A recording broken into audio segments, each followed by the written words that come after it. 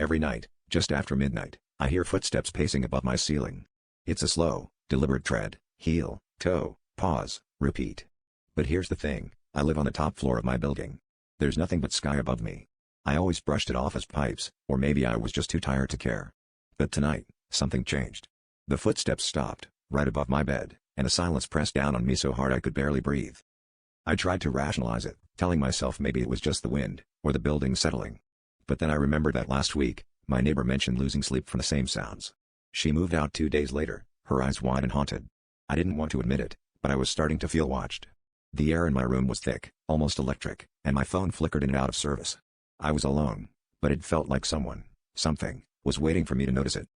Tonight, curiosity won over fear. I grabbed a broom and tapped on the ceiling, half expecting the noise to stop. Instead, the footsteps responded, moving in sync with my knocks. My heart pounded so loud I thought I'd pass out. Then, the footsteps crept closer, slow and careful, until they were right above my head.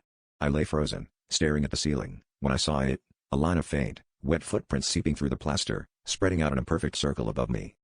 I bolted upright, heart racing, and watched as the footprints darkened, almost pulsing.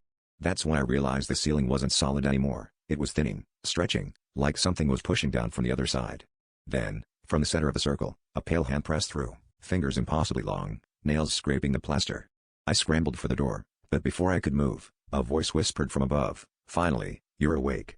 The last thing I saw was an eye, unblinking and impossibly wide, peering through the crack just as the ceiling began to give way.